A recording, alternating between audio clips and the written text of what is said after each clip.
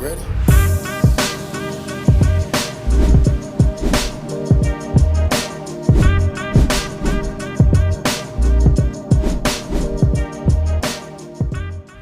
Welcome to Lead Clinic Podcast. I'm your host, Peter Vitale. Today we are joined by Isaac Shloss and Ashley Huggins of Contact Center Compliance, DNC.com. Thanks for joining us, guys. Thanks for having us. Thanks for having us. Always happy to do it. And, Lead Clinic has an important partnership on phone spam remediation with your firm. And we're grateful for the infrastructure you guys have built out. And this has been something that's been so important to the agents we work with, because having their phone numbers blocked as or marked as spam obviously really reduces their ability to reach the consumers that want to reach out to them. So tell us, what prompted your firm to build this out, guys? And, how successful has it been? And tell us a little bit about it. Necessity is what brought it about, right? Go ahead if you want to. Yeah, sure. Well, it's funny. Our entire company's foundation is based on necessity and seeing that there is a need for one business that, they're not the only business that does it. When our company was founded, our CEO had a call center company. He was in the magazine space, and the do not call laws came out, and he said, well, I've got to come up with a solution for that. So as he's figuring out how he's going to comply with the new laws, he says, well, hey, if I'm having the same problem, everybody else is. So he built a company on that. So the same thing with the remediation. We saw, going back 5-6 years ago, that the blocking and labeling was just going crazy. So hang on, for 5 or 6 years ago? Yes. So it's been going on for that long? Stir shaken. Okay, I right. want to be clear, that's really when we started seeing a lot of this, a lot of numbers starting to get flagged, especially with these predictive dialers, where a lot of people were using them to contact even the VoIP systems. Right, the stir shaken definitely is an aspect of it, but there was some authorization for blocking and labeling prior to that. There's been a lot of legislation just against callers in general, trying to regulate the space, and I get it, because I think from the government side, they're getting hundreds of thousands of complaints, millions of complaints a year about calls that they don't want, calls that are illegal, calls that are scam. So they're authorizing the carriers, saying, you guys figure it out, you guys stop the traffic, and they're just throwing darts in the dark half of the time. Yeah. Remember back in the day, I'm pretty sure everyone in America got that call. Your social security number's been compromised, right? Yeah. Press 1 to speak to an agent now to get this resolved. And real people were getting scammed out of their money. And the problem was that a lot of these were coming from overseas. It was foreign call traffic, which means that there was really little jurisdiction that we could do. Even if we could locate them, what can we really do about it? Which I believe is what initiated a lot of these carriers and these analytic companies to get involved with the scam tagging. Unfortunately, we saw that when they initiated all of these things, that there was some problems with the, with how effective it was, because real legitimate calls, legal calls, were getting mislabeled because they quote unquote identified, or at least were similar to illegal traffic. And that's kind of what pushed the company to create. Develop this. Yeah. Okay. So when you say, Isaac, you said, they're just, throwing darts in the dark at a dartboard, right? Is there any indication of what they're actually looking for? Because when we see, our clients' results, right? Our clients aren't sending out, 60,000, auto warranty, robocalls a day. These are legitimate business owners calling consumers in their local communities, not even in different states, but oftentimes they're insurance agents, operating in Texas, calling other Texans, right? What's likely to lead to this? Is there anything that you've seen that's been like a common denominator? Is there anything that people can do besides use the service, which is a definite, but is there other measures that business owners can do to try and prevent this from happening? Or is it just completely random? I'd like to say that there is. There's not. I've got a cynical response to that, and I've got a charitable response to that. The cynical response, of course, is anytime you leave something up to regulators, it's going to get screwed up. Yeah. Anything the government's, I was in the Army, anything that, the military does takes twice as long than it takes in the civilian world, maybe 5 times as long. So when they put these rules out there, I think that they left it up to the carriers. The carriers are trying to figure it out, but the carriers don't really understand how legitimate businesses work. So they try to identify, and this is where I'm going to try to be a little charitable for a minute, they try to identify patterns that would identify high volume callers, and then they make the assumption, and we all know what happens when you make assumptions, but they make the assumption that high volume means spam. But what's interesting, because now we're seeing consistency is what they're looking for. Absolutely. So within that, we always tell people the longer you're on the remediation engine, the more the carriers will build trust with those caller IDs because they're being monitored on a day-to-day, right? And if there's mislabeling happening, so typically we would see like, obviously you have your SIP header when the SIP header gets lost. That's a thing that happened a lot recently. I don't know if it's happening as much now with the SIP headers, but we also see that like he had mentioned, the call volume, and the best practices back then was 80 dials per day per caller ID. Okay. Right. And then we started Which is a seeing low amount of dials, right? Oh, very low. Yeah. And especially with these large enterprise, volume call centers where they may only have one phone number because that's their main line, their 800 number that may be making thousands of calls a day, right? But we found that, especially with the remediation engine, that when you inform the carriers that, hey, I am making 5,000 calls a day with these numbers, the first 30 days that you purchase that number, you're likely going to experience some spam tagging. But over time, if you're consistent with it, then it should prevent those flags. But even then, if you do 1,000 calls one day and then the next day you're doing 10, and then the next day you do 500, that's inconsistent. That's going to trigger some flags. Absolutely. So consistency in the amount of dials, probably the length of time on the phone, answer rates and things like that. Abandonment rate. Disconnected numbers is also a really big one. So the carriers do know when you try to make a call to a number that is no longer in service. Okay. And that can makes often, sense. and that's why checking against the reassign and checking against disconnected numbers is so important, not only in compliance for the reassign, because you no longer have their consent when someone else purchases that number, but in between that wait period before that number exchanges hands, now it's a truly disconnected number, which means that there's no traffic that's going to be able to connect. And if you have too many of them, the carriers are going to look at that as either fraudulent data or lack of compliance and management. Absolutely. And some of that goes into spamming. There's no clear definition that I've seen of what spam is, as far as when they decide to label something as spam. And, when you think of spam, I got into an argument. I was at an event in DC, and I was talking to, the regulators were there, the analytics engines were there, and one of the analytics engines got on stage and said that, a spam call is any call you don't want to receive. And so I raised my hand and I said, politely, I disagree with that. Otherwise, 50% of the time my wife calls me, it's a spam call because I don't want to talk to her. And I got a few laughs from the room, but I was trying to illustrate the point that whether or not I want to call is really going to vary based on what mood you're in and who it is that's calling you and when they're calling you.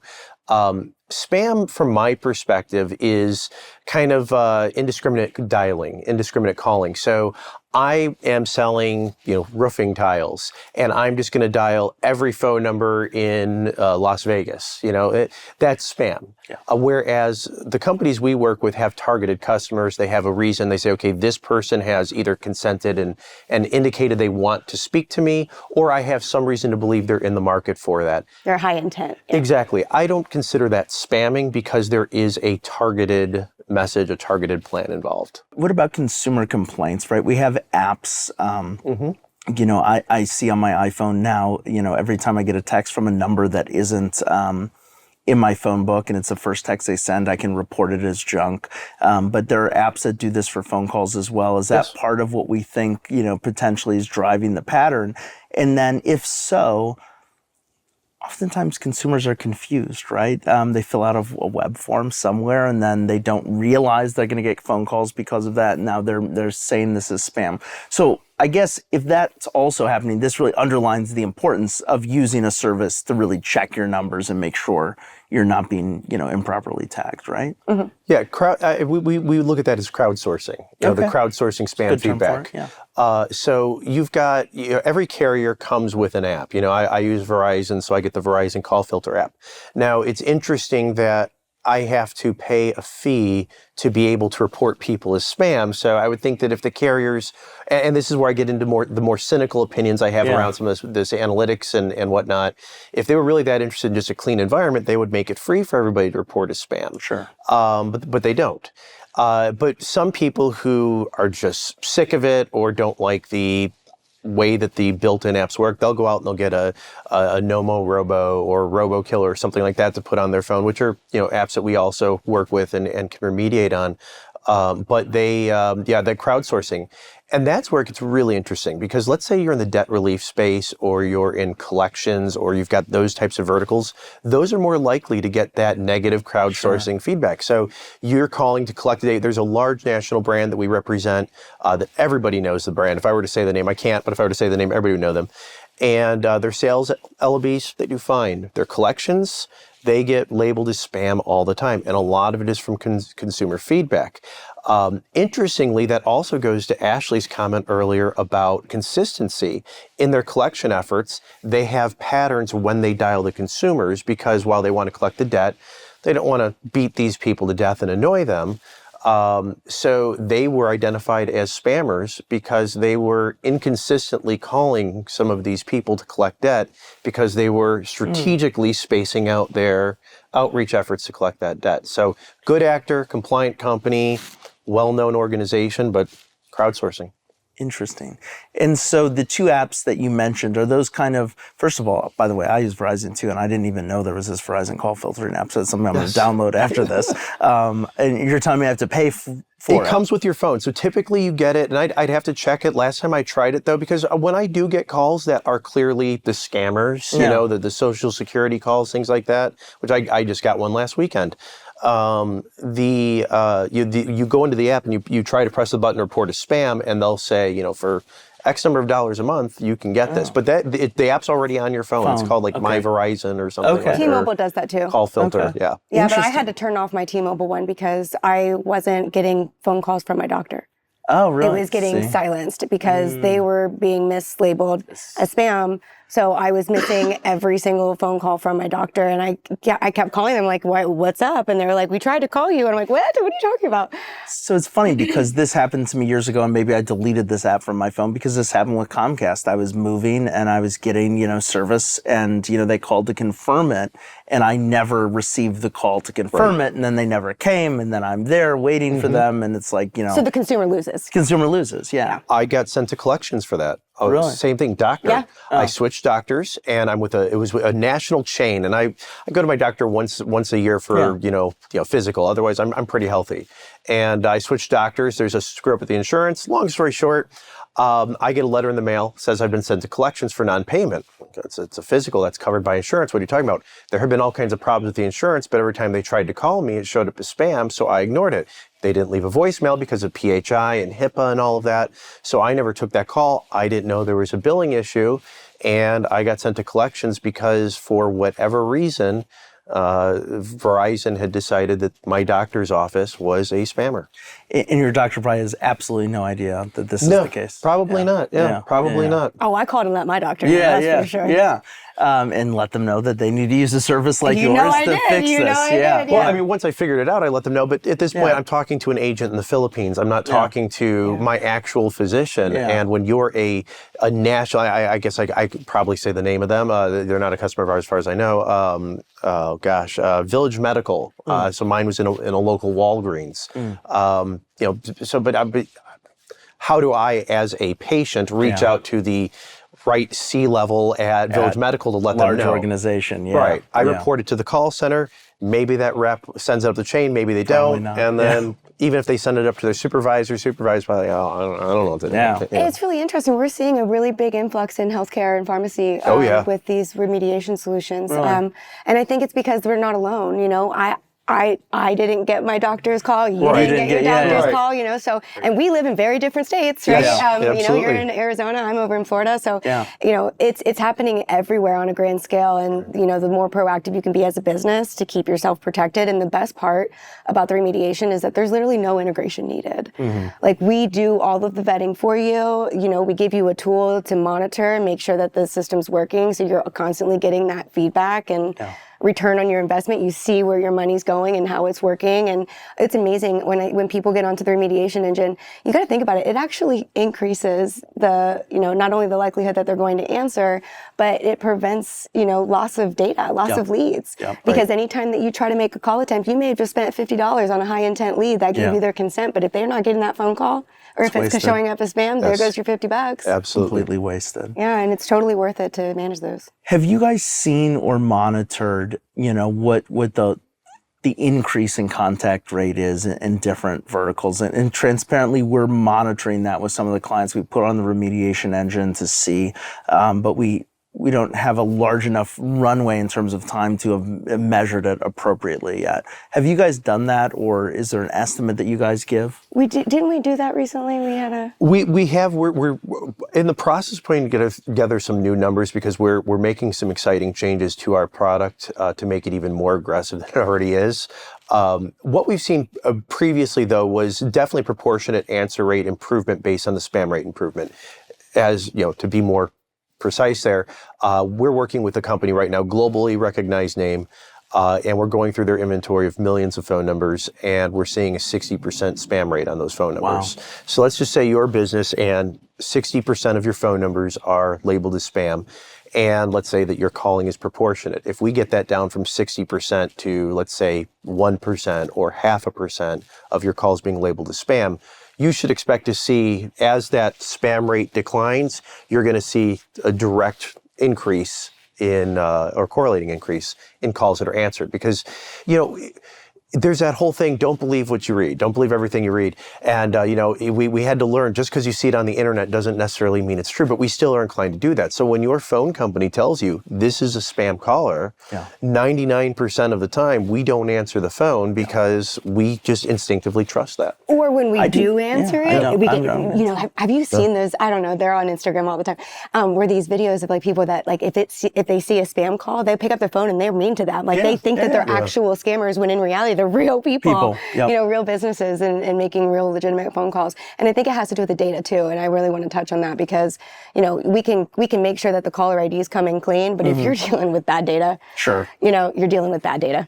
Well, and that's interesting because you guys said something, and I don't remember who said it, but you said something about disconnected numbers. And, you know, that's something, every lead that we sell, we do a few things, right? We do identity verification scoring against that lead. So if it doesn't hit our threshold of where we believe that person is linked to that phone number, we don't sell that lead for a variety of reasons. One's a compliance concern, right? I mean, we certainly don't want our clients to be involved in TCPA lawsuits.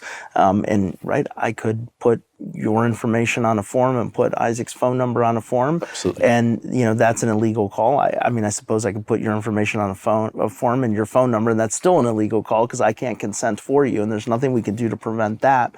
But we also scrub for disconnected phone numbers. And now we're also using a phone activity score to see if that phone number is used, if the number of minutes used on that phone is something that we think is reasonable. Highly right? likely, highly likely to be used. You know, we get a score, you know, you run my iPhone through there, right? I'm on it all day, every day, right? It's 100, right? I tell everyone my parents have a phone line at their house that's hooked up to a fax machine. I don't know why. We'll never know. But that comes in at a score of a 10, which is the lowest. Right. And right, we wouldn't sell that lead to one of our customers because there's not a high likelihood that person's going to answer the phone. They barely use that phone number. And so, you know, I guess it's not really a question, but it's a statement. I'm excited to hear that because that's one other thing that we're doing to help our clients stay off of these, you know, they're not dialing disconnected phone numbers if they're buying leads from us at this point because we're checking against that. And so I think things like that, you're right, it is all about the data. If you're calling on good data, you're going to, you know, have a more reputable score. Absolutely. Yeah. Right. So we've talked a lot about remediation, but that isn't all you do or everything you do, and it's probably a very small part of what you do. What, you know, our audience here listening to this podcast is generally captive insurance agents, Allstate, State Farm, farmers, and some independent insurance agents around the country as well. But generally, what we would consider ultra small businesses, right? 20 employees or less oftentimes. You know, some maybe in the 50 to 100 range, but probably maybe 10 or 15% at most. What other products do you guys offer that are tailored for clients of that, you know, scale? But heavy outbound dialing, you know, enterprises. You know, regardless of the size, your requirements are the same, right? So we do primarily work with enterprise companies, but we have packages for small businesses that are non-enterprise because we understand that they need the services, including DNC scrubbing, both on a federal and state level. We will check against the reassigned database to make sure that, hey, if a number's exchanged hands, especially when you're dealing with consent, very, very important. The minute that phone number exchanges hands, there goes your consent, right? And then, of course, checking against litigators is also really important. I always try to tell people, try to run that scrub as close to the time of a live call as possible, because the numbers are being added to that database on a day-to-day. And then we've also got a lot of really great data products to check against disconnected numbers, verifying the phone number that you have is, in fact, the correct phone number for that person, kind of like what you were just saying there. Am I missing? I think that's the grand scheme of them. The internal do not call list is another thing, and that's a thing that a lot of people will miss is that they might fall into some sort of exemption category for calling people, but and so they don't necessarily have to worry about the federal do not call list or the state do not call list. But collections is a great example. We were talking about collections earlier. But if somebody says, hey, I want you to stop calling me, and it's a collections call, they have to do that. And a lot of companies don't have the technology to host their own do not call list. So we can be that central source for them, not only to handle that data management, but then to also have a single source to scrub everything. The products Ashley talked about are, the numbers behind them are fascinating. Like, pop quiz, putting you on the spot. How many litigators did we scrub out in 2023? Oh, yeah, I literally just said, so these are, to be clear, before I say this number, these are not unique numbers, okay? This is how many litigants we detected in 2023 through client scrubs, and that is just under 8 million. I thought it was around 8.5, but it's somewhere in that range. Yeah, 8 million. We saved 8 million calls from going out to litigators last year alone. That database is obviously still growing, but we maintain it. So we're making sure that it's accurate, it's up to date.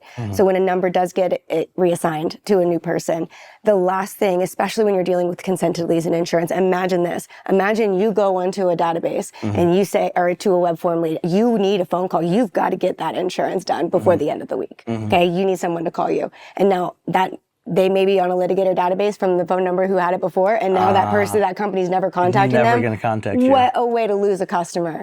And that, again, the consumer loses. And I always tell people, when you're dealing with compliance, just put the focus on the consumer, and everything will start making sense. So let's just put that into perspective, and let's say you got lucky, and on those 8 million litigators, you ended up having to pay out $500 a pop.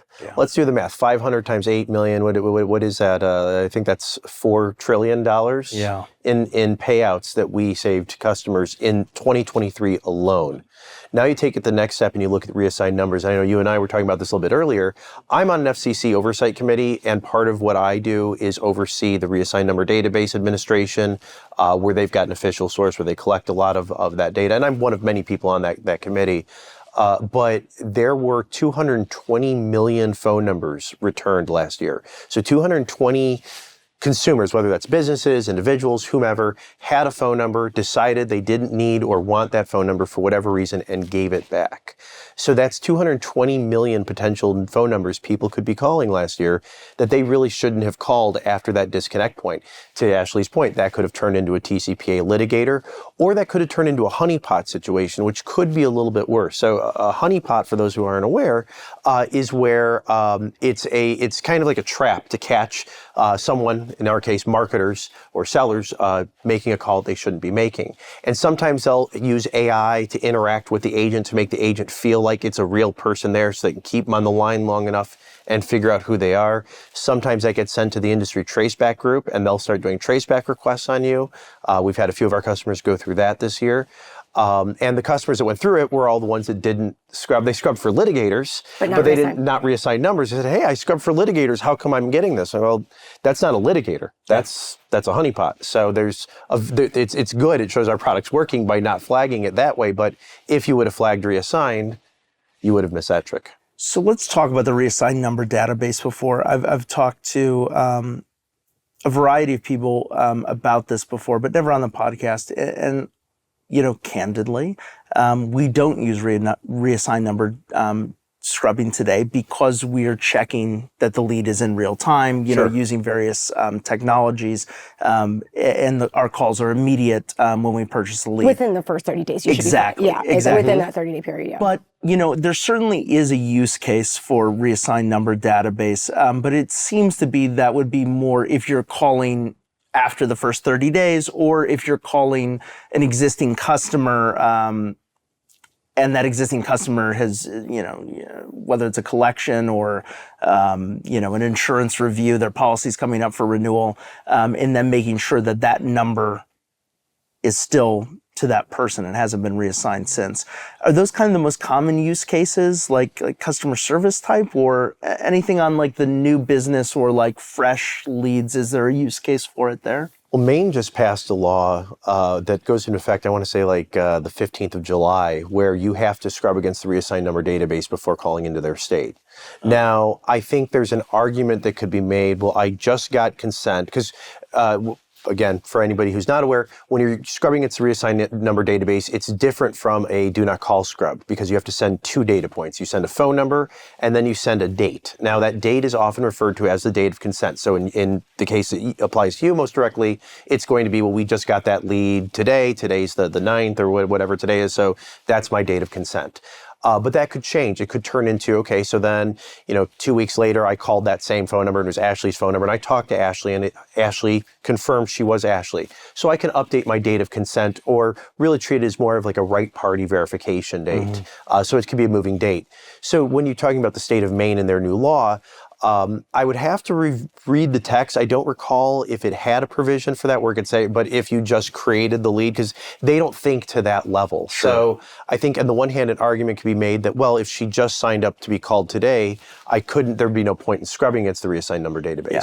Now, to your point about checking to see if a phone number is active, that is good when you're trying to make an immediate contact. But let's say I got that lead and 45, 60 days later, I'm trying to call them again. Just because the phone number is active doesn't necessarily mean anything because it could have been active for Ashley 60 days ago, and now it's active today for me. The carriers only have to hold the number for 45 days before they reassign it.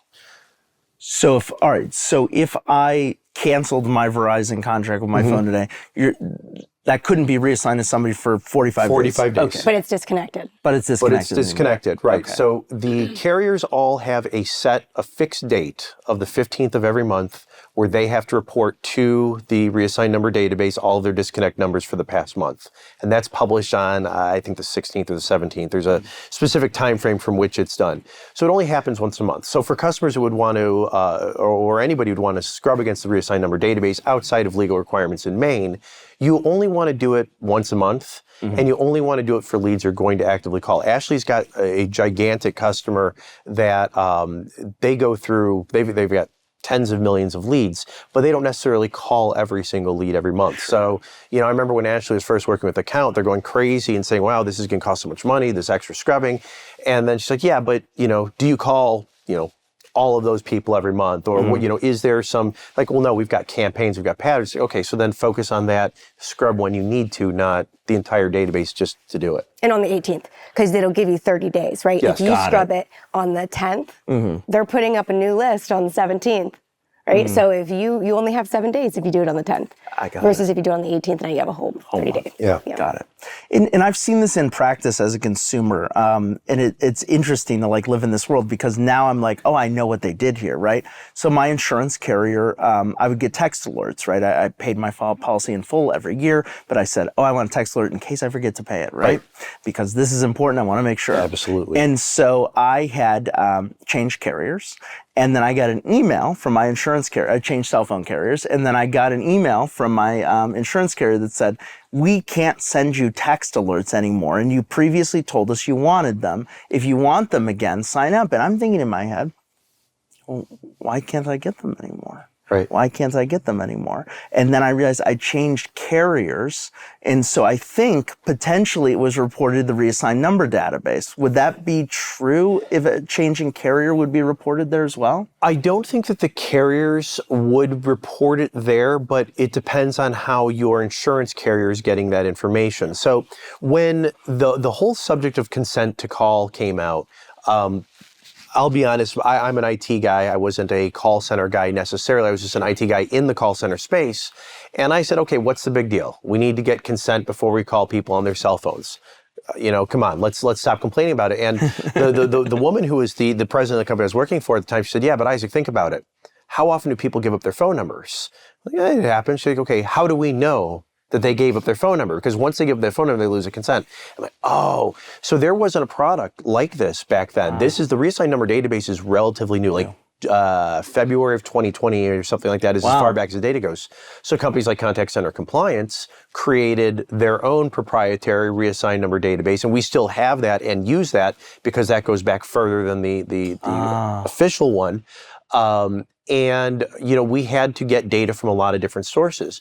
And we do sometimes see that numbers get flagged as reassigned when it switches or ports from one carrier to another. So that's another data element we have to measure, but it's not always 100% precise. So that's probably what happened, was that they're checking other sources. Got it. Okay, that makes sense. But notice that they sent you an email to recapture your consent. Exactly. They didn't call you to capture your consent. Yeah. Or Just want to make sure everyone is aware of that. Yeah. That they emailed you. They did not contact you via phone to get your consent again. Yeah. Yes. You know, it's fascinating because, you know, really the problems you guys solve is a complex regulatory system for small businesses and for enterprises, obviously. But, you know, I say this to my clients about the remediation engine. I say it about many things, right? These things hurt small businesses disproportionately in my mind because small businesses don't have full-time general counsels and full-time legal departments and full-time compliance analysts and all of these things. And you guys really look to solve that. And you have a product, correct me if I'm wrong, that really kind of outlines the regulatory requirements of dialing into certain states. So like, I think you said Maine had the new you know, you would update that product. Our compliance guide. Our regulatory compliance guide, yes. All right, tell us a little bit about what that product does and why it would be beneficial for businesses to use. So you look at a lot of the attorneys in the space and they're going to charge a lot more for 1 hour than our product costs for an entire year. And it is a great resource to go in and just look at what the rules are. So there's I'd say 3 basic use cases for it. There's many beyond that, but I'm just going to give 3 basic ones. The first one is an initial gap analysis. Looking at what you do as an organization, it'll give you a report of everything you do, and it'll ask you questions along the way. Well, do you do this? Do you do that? And it'll show you where you most likely need to close some gaps. The second is quick reference. I don't know how often I get a call from or an email from a colleague, a client, even a member of our support team who doesn't think to check the regulatory guide. Or Ashley. I don't want to put you on the spot, but it's okay. I am what I am. You know, hey, am I allowed to record calls without consent in Illinois? Like, I don't know off the top of my head. Let me check. And I go on the guide, and in 2 seconds, I have that answer. The third is going to be quick guides and charts. You know, a lot of times we spend money, you know, we're all at LeadsCon this week, and businesses will send their C-levels or their sales teams, but the people who are in it operationally rarely get to come to these events and get that kind of education. We have all kinds of charts that you can print out and grids and stuff that you can tape in your cubicles in your call center, or have like little printouts for the supervisors and the quality teams to help measure and make sure that people are on task and have quick answers to some compliance needs. And again, there's a lot more to it than that, but you know, the holiday alerts every month, days you can't call, but can I chime in? Because absolutely. I've found a lot of really good use cases for this, or especially when it comes to insurance, is expanding, right? Because you have to be insured and licensed in that state. So you may I want to start selling insurance in Texas. Okay, well, you know what? Your processes right now might not allow for that because Texas is a wireless no-call state, right? Do you actually have their consent to call? And do you have it written, right, with the right disclaimer language? So it's really good for people that are considering on expanding into different markets and into different states, and then being able to do their research, their due diligence prior to making any sort of financial investment with their time, or even with their time, especially because again, you have to get licensed in those states. So if there's any plans to grow, I definitely recommend it, because otherwise you're either paying a lawyer or you're going on Google and you're searching through FTC legal jargon you're praying that the answer is right. It goes back to what I said earlier, don't believe everything you read online. But what's really cool about that I personally love, because I'm not a lawyer, right? And a lot of this legal jargon goes over my head sometimes until I call Isaac, just like, explain this to me, please. But what's really cool about it is that it summarizes a lot of these requirements in a way that makes sense, that anyone should be able to understand.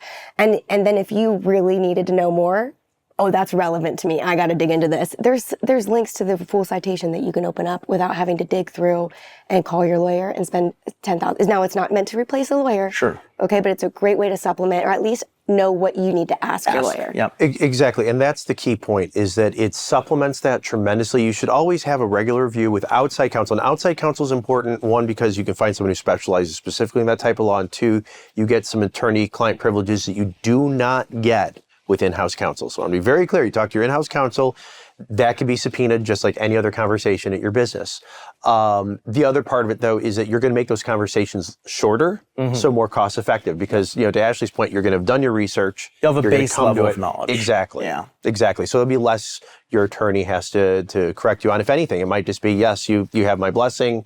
That'll only be, $3,000 for the visit instead of $20,000 or whatever.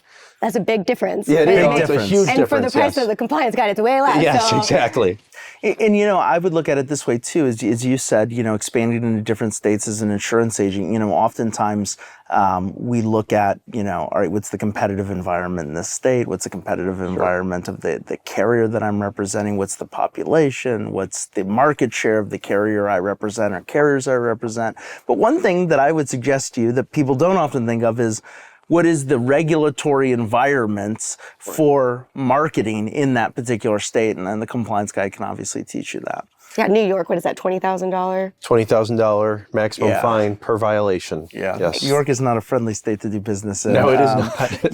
The one thing anecdotally is none of the insurance agents that we would work with would consider going to New York today, just because there's not adequate, the insurance commissioners there have not allowed for rate increases. And so it's a very, very hard state to write new business in. Carriers have put tremendous amount of underwriting restrictions in. But that's another reason, that makes it hard to do business in New York as well. One question that I really wasn't planning to ask you guys this, and we might get deep into a hypothetical situation here, but we talked about internal do not call lists. A lot of the agents that we work with are all state agents. TCPA World, our friends at Troutman and Mean, have done some articles recently on some class action lawsuits that all states participating in. Not really participating and forced to participate in, I guess. But they signed up. Exactly. They talks about the internal do not call list, and you guys talked about managing that for other enterprises. Does express written consent on a lead gen form, it obviously overrides the do not call status for if they're on the federal or state DNC list. Does it also override an internal DNC list? Well, I think that you could treat it as a revocation of an internal do not call request if you got the consent after the internal request. Yeah, it's kind of like them opting out, because if you register for the national do not call list, there is a way you can get off. It's not as easy as putting your name on. You have to call in to do it, last I checked, but you can take it off. So, and again, this is where you talk to an attorney. Yeah, but, not legal advice here. Right. No legal advice. I never pass the bar. I stop at every one of them. But my advice on that one is, if you get consent after someone has put themselves on your internal do not call list, you should be okay, because that's them opting back in for that call. If you got that consent, and then after you get the consent, they make that request, then it's very clear you can't call them. Sure. And it's really important too, because I've talked to quite a few people about this and managing your internal DNC, especially when you're dealing with these large carriers. Because if you think about it, somebody says, I don't want to be called by Allstate anymore. You know how many Allstate agents exist? Yeah. Right.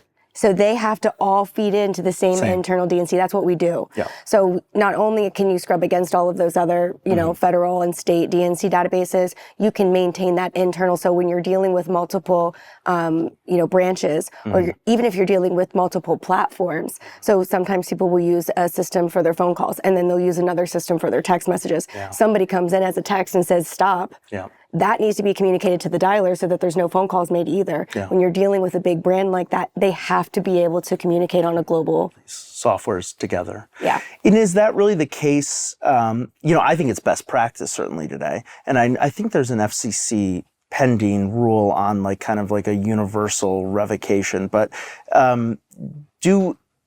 again, right? We're not legal. We're not lawyers. We're not giving people legal advice. I think the best practice is, if someone opts out of one channel of communication, to opt them out of all of them. Absolutely. Insofar as you guys know, is if someone does, because text is, the reason I'm asking this is because text is very easy to opt out of, right? I don't have to be on the phone with anyone. I can just say stop or end or whatever. It's very easy. Is there a legal requirement, to your knowledge, that we have to stop calling? I mean, I think it's a respectful thing to do, and I would tell everyone that's what they should do, but... Goes to the consumer. This is what I'm getting at, because we're not we cannot give legal advice. As a consumer, if you sent stop, what would you want? Yeah.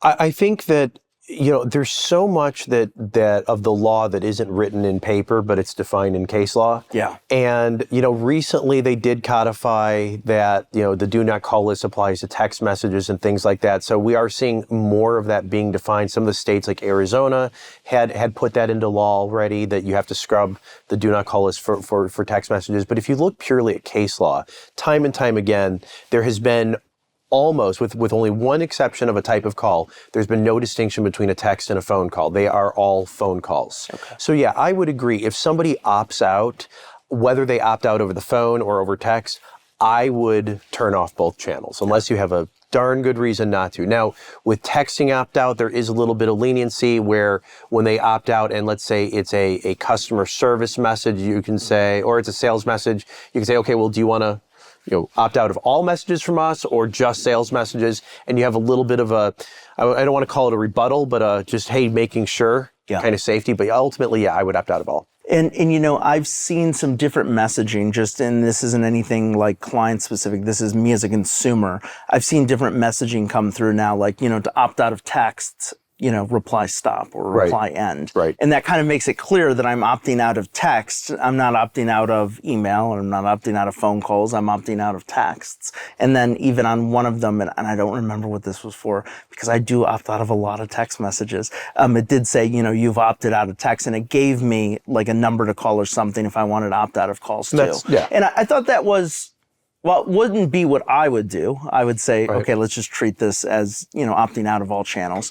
It was customer friendly in my mind. It set the proper expectation. It didn't just make an assumption that I just wanted to opt out of text. It gave me more information on how to opt out of calls. It made it very clear that I wasn't opted out of calls. And as a consumer, I respected that. I thought that was good. And you know what? I was too lazy to call the number. Call a number. It was, to opt and I didn't out? because I was too lazy. Yeah. So I would think that that's a little controversial, because in my as a consumer. Yeah. No, if I opt out, I'm not calling you. I'm not giving, because if I call you, you're going to say that I inquired about services. I didn't inquire about anything. I would say that that's a little risky from a consumer perspective. Again, not legal advice. I just think about it. It's like, do you want your business to treat the consumer the way you want to be treated? Yeah, exactly. I think there's two ways of looking at it. I mean, one, you're a reasonable human being. Yeah. Let's not assume that everybody, and we know each other. We've known each other for a while. So, I mean, I can say that about you. Yep. We can't expect, or I wouldn't even dream that most people are reasonable consumers when you call them. But as a business, we can't necessarily dictate that rule. We can't make obstacles for how they can opt out. And part of what's being discussed around the FCC is exactly how easy it needs to be to revoke consent. We've seen examples where someone has done a TCPA lawsuit because they sent a letter to Sheboygan, Minnesota's office of this big bank to say, hey, stop calling me. And it was the smallest, and they researched exactly where to send it. It didn't get the action. They kept getting the call. Hey, I revoked my consent. I sent a letter in the mail. It was certified mail and everything, and they didn't do it, so I'm suing.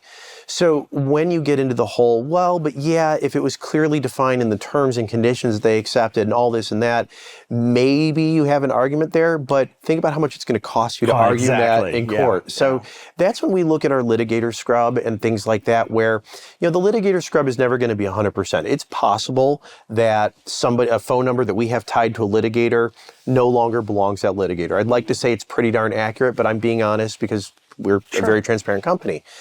That risk of not calling that litigant is worth it. If you lost a $50 lead, and that may have stopped you from being the next Allstate class action, and there's been multiple with them lately, which is a terrible thing for them to go through.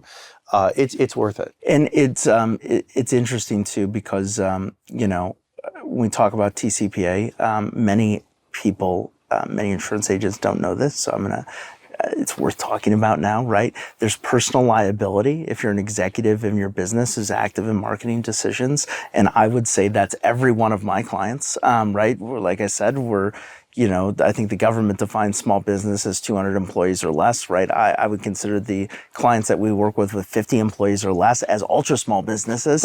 Right. And so I think that that's really, an important thing to remember is that you have personal liability.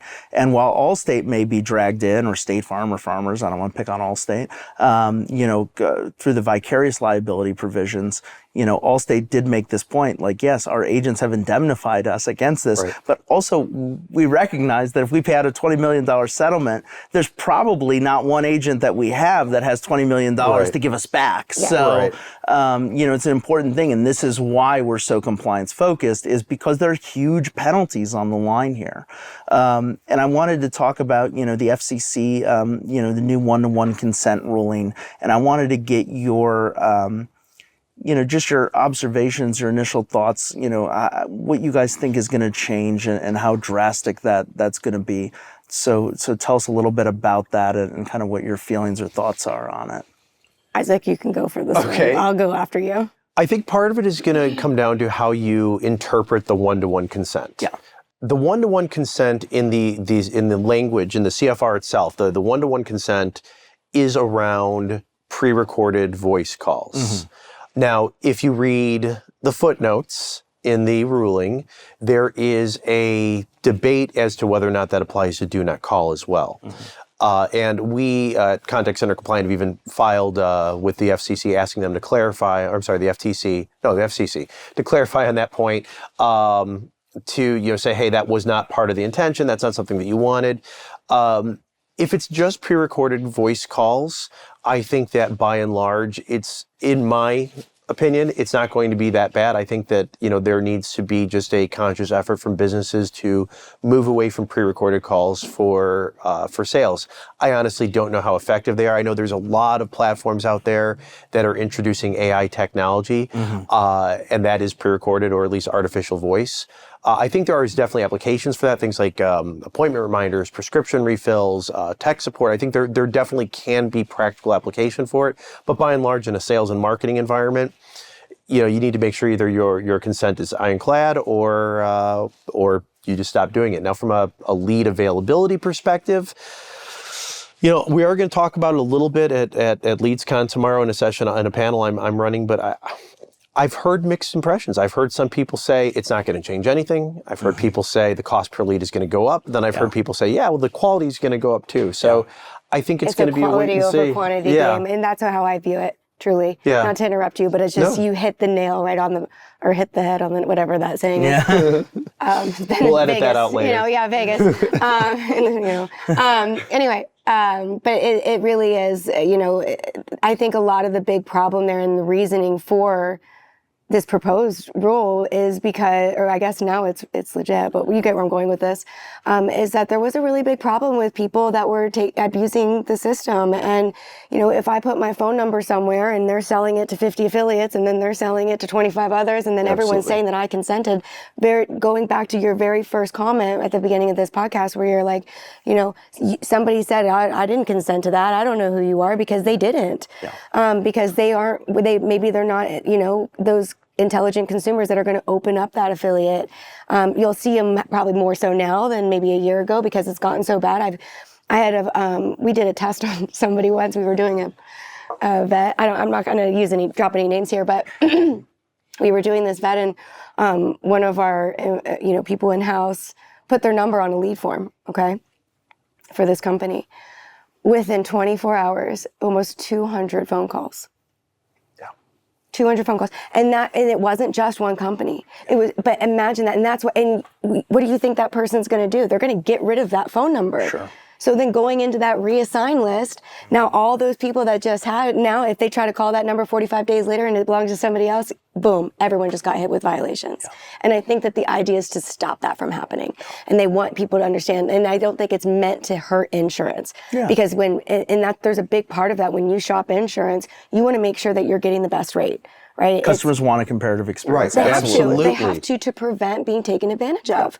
And, and I think that, going back into what the consumer wants, unfortunately, we had a lot of bad actors come into play that forced us into this situation. That's for but sure. If you're a bad actor, you're in trouble. Yep. If you're not, you're not. right? And I think it's as simple as that. If you don't have their consent, scrub it on a DNC. Yep. You know, I think it's as simple as that. And they're not high intent anyway. Exactly. If you're purchasing aged leads, or if you're purchasing consent that was purchased in an affiliate group, how likely are they really going to convert to a sale? You know, because and if they're getting sold to 50 people, they answer somebody and they say, hey, don't call me again. And then they get another phone call. I just told you not to call me. It's a different company. They don't know. Well, exactly. And I think that, you know, the one-to-one consent rule could have been better crafted as, you know, how about we, you know, I look at this, right? As a lead aggregator, many of the publishers that we work with, we have leg-based distribution where we can sell a lead to an Allstate agent, a Farmers agent, a State Farm agent, and an independent agent. I will say this, and I've said this on this podcast before, you know, publishers that I have that sort of agreement with, not once have they ever said, let's check on that to make sure you're not, you know, you're buying the Allstate leg of that lead. Let's make sure you're not selling it to a Farmer's agent or you're not selling it to 15 Allstate agents. No one, and I would invite them to do that because we're not doing it.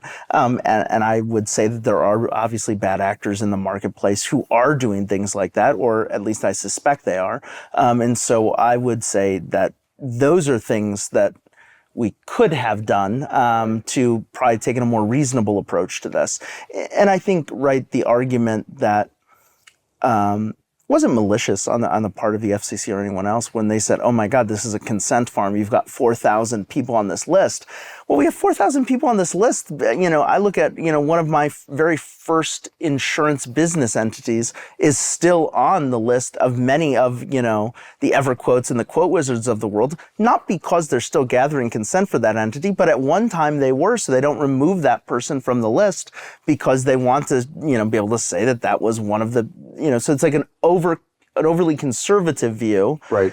And now it got thrown against all of us saying, hey, you're trying to get consent for these 4,000 people. It's like, no, some of these people haven't bought leads in many years, but at one time they did. So we've left them on the list because that's a more conservative approach to the list. Right. And I think that got thrown back in our faces. And it's like, no, obviously we're not trying to collect consent for 4,000 people at once. That's insane. Nobody would do that. You know, at most, you know, this should be sold to 6 people or 5 people or 4 people. Scammers, bad actors, whatever, you know. But this is what happens. So, you know, I think that's part of the issue there. And that leads me to my next question. Isaac, you know, you're heading up the Government Affairs Committee for REACH, Responsible Enterprises Against Consumer Harassment.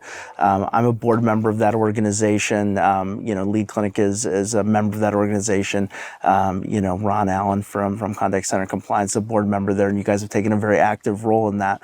You know, what are some of the things that you're going to, you know, your objectives in this you know, role you've taken on? And it sounds like you've have other roles, you know, with I think you said an FCC advisory board. Yes. So, you know, tell us a little bit about that and what your plans are for there, and you know, what we should look forward to.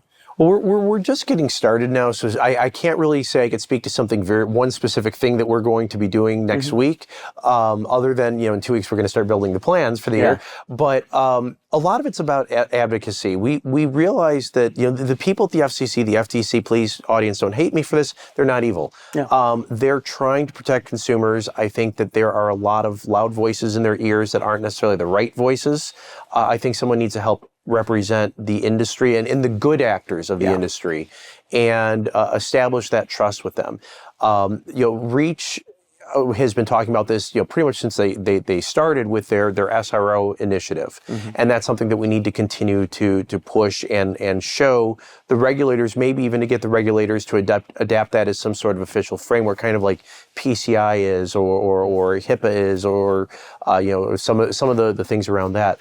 The comparison shopping market, I think, is one of the best examples of it, because one of the many people that filed, and I can't remember who it is, it escapes me right now, but a comment was made with the one-to-one consent. It's like knowing what store I'm going to sell my carrot to before I even pull it out of the ground. You know, that's just not how farming works.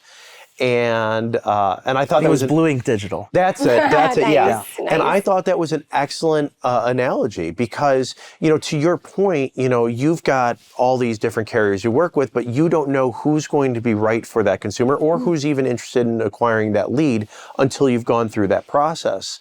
My current mortgage, I got that through LendingTree because they comparison shop me. And the bank that got my business, I had never heard of before. And I never would have even entertained a lender with the name of Mr. Cooper. I mean, that just sounds made up. Yeah. And they had the best rate for me. Yeah. And you've probably never even heard of them. You're looking No, at I me literally just talked to them today. Oh, did you really? Yeah. See, I've been them. with them for like 2 years now. I had never heard of them. LendingTree hooked me up with them. They of the banks that reach out to me, they had the best rate. They're the easiest to work with. I'm happy as can be. But that all comes back to some sort of, LendingTree's approach is we sell this lead to 4 banks or whatever it is, 4 lenders.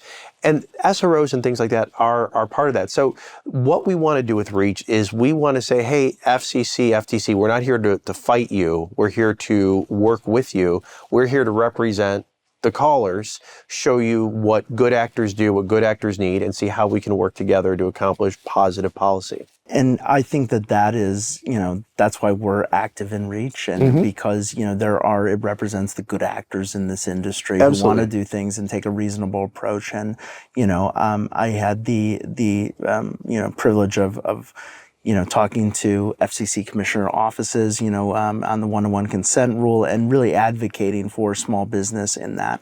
And it was, we're glad to be part of an organization that takes, compliance and the law seriously and do what we can, but also advocate for reasonable, approaches. The last thing I want to touch with you guys is a question that I get a lot when we talk about the remediation engine. That's branded caller ID. Kind of where is that at today? Where do you see the future of it? It's a topic that I get asked a lot, and I just don't even know where we're at, candidly. And Ashley's laughing, so this sounds like it's going to be. I'm going to let Isaac take this. It's going to be a good conversation. I might get myself in trouble if I open my mouth. I'm gonna need something stronger than water for that question. It's interesting. So right now, the way that the landscape works is that there are 3 companies that offer the traditional branding that we've been seeing for a while. And they work. There's a direct relationship between the carriers and their branding agents, and they have authorized companies to resell it. Not many, but some. AT&T pulled that back. And AT&T said, you know what, we're not going to let anybody resell it. We're going to keep that to ourselves. Verizon and T-Mobile, they still let reasonable companies do it, companies that they've proven are doing KYC and vetting and all of that. The AT&T getting kind of closed away has caused price increase. It's caused quality issues. It's caused mistakes. It's caused billing issues. I probably shouldn't share that, but I've seen some very bad things happen to very good people because of this. Or getting spoofed. I'm sorry, I just have to talk about Bank of America. That was the big one. Yeah, there is the spoofing concern, but which we could talk about in a second. But the bottom line is that branding exists. Now there is a new generation of branding that's coming out. It's called RCD. It's still in the very, very early phases. The pricing is still all over the place. Rich call data. Yeah. There's some beta testing happening right now. Right. There is some beta testing. Part of the problem with branded calling in general is the expense. Branded calling is horribly expensive. The way I try to put it in perspective of people, my entire career is call centers, global call centers. And, I've had call centers in, let's just say, South Africa, for example, where I'm paying my agents $5 an hour. You could easily add a cost of $5 an hour per agent for branding. So now you're in this offshore labor market to cut costs to go to $5 an hour. You just doubled essentially that cost in that market. So it's ridiculously expensive. The spoofing, you want to share the Bank of America story? Yeah, that hit so many people that I know personally. Even my friend, my really good friend, she had to get rid of her number because she was spoofed, and it came in as Bank of America on her phone as a branded call, right? The idea behind branding was that's a trusted call, right? Yeah, right. Well, it wasn't. And it was spoofed. And people they said something like, oh, your Zelle account is not connecting properly. And they would ask them for their password or whatever. And then the next thing they know, they were out of money. And what happened at the beginning was all of these people that got affected, and we have somebody that, we work with that got affected too, where they took like $5,000 or something out of her bank account. And, wow. And when they contacted Bank of America, they're like, well, you gave them access. And she goes, because it I got a call with your name. So a long story short, I think they finally were able to get that resolved, and the Bank of America and Zelle got together and did get people their money back. But there was a really big problem because spoofing is still a big thing. And if somebody catches wind of the traditional branding that they had, it doesn't mean that they're looking at where that call is being terminated. They're looking at whether that call is registered with the carriers for that display. And I think that's also what RCD is going to take into consideration, where they're going to address that with the spoofing. And then in addition to not only the spoofing, but if you're not remediating those numbers, when you try to brand, good luck, because that spam tag is going to supersede any branding request. And depending on who you're working with, they may still charge you that minimum or that annual fee to do those things, even though half of your calls aren't even showing up with your brand. Right. Sounds like this is still very much a work in progress, and it's been for a while now. Yeah. But it sounds like, we have a new generation of branded calling being tested, and potentially, with the exception of AT&T. Well, so RCD, as far as I know, will work carrier wide. Okay. And I think there's a little fighting against that because certain groups don't want to share the money. Okay. So we've got antitrust laws here in the United States to prevent monopolistic or oligopolies, I guess in this case, where there's like 3 companies in the entire country that are allowed to sell AT&T branding right now. So they're pushing against that because they don't want to lose that money. The call authentication, they are putting some stuff in for that. We are going to be able to offer that soon on one carrier, but you're looking at your costs doubling at least per brand impression. So this becomes, now instead of maybe you're paying 7 cents per brand impression or 8 cents per brand impression, depending on your volume, maybe now you're paying 20 cents. Okay. Yes, spoof protection is nice, but is it really worth almost every dial going up by 20 cents? Yeah.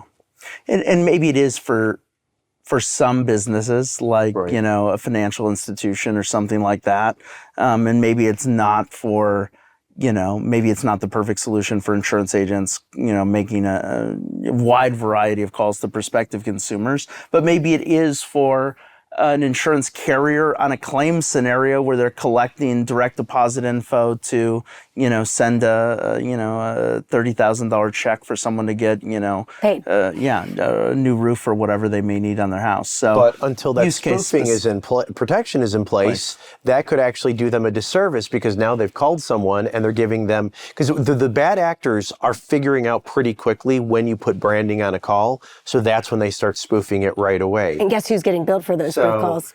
Oh yeah. The brand is still, so the Bank of Americas of the world are still getting charged for that spoof call. Millions of people were affected, and they paid for millions of phone calls. I mean, it is insane. It is. I not to say that we don't have branding clients. We do. I work with a lot of auto dealers. It's really common when you're, if I drop off my vehicle, I at the dealership and it's getting work done, and my car's ready, right? If they can call me and I'm expecting that call, right? But we all get spam calls, right? But if that says that dealership, I'm going to know, okay, my car's ready. So I think that there are some value adds to it. But I personally will not offer anyone branding without remediation, because remediation will indicate fluctuations in spoofing behavior, that it's not necessarily a spoof product, but there are very clear indicators of when a number is being spoofed that we can identify and communicate to the end user, the client, hey, listen, these numbers look a little weird. Carriers aren't, this just got sent to a blacklist, man. I don't know what's going on, what kind of calls you're making, but, carriers are not going to lift that. And then they're like, well, wait a minute, what are you talking about? How many numbers is the carrier showing? And we found it's like this one company, they report on their dialer, they made 15,000 calls in a given month, and the carriers were reporting like 175,000. Wow. Yeah. Because they were getting spoofed. That's a pretty good indicator that their numbers are, and then usually they go back to the VoIP provider and they let them know, and then they'll switch out the numbers. Right. So that is certainly, there's certainly more work to be done on call branding. Yes. For certain. All right, guys. Well, I think we'll end it there. Thank you both very much for your time. It's been informative. I'd encourage all of our clients, reach out to us, talk about the remediation engine. It's something that we're seeing a significant increase in contact rate with our agents who are using it. Thanks for tuning into the podcast, and we look forward to talking to you again soon. Ready?